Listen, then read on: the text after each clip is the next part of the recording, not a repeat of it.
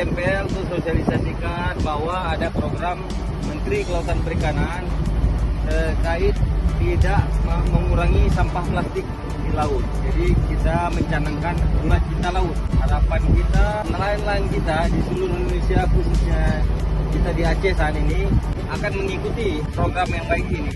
Jadi harapan kita dengan berkurangnya sampah, hasil tangkapan lebih banyak, dan tidak hanya dirasakan oleh kita, anak dan cucu kita nantinya juga akan dapat menangkap ikan.